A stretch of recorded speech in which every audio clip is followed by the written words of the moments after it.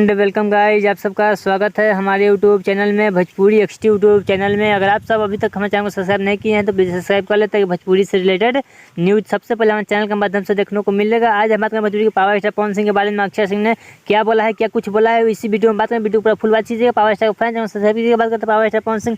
तो power star Pawan Singh के खिलाफ अक्षय सिंह ने बोली कि पावर स्टार पवन सिंह के खिलाफ मैं चुनाव प्रचार काट करने नहीं जाने वाली हूँ।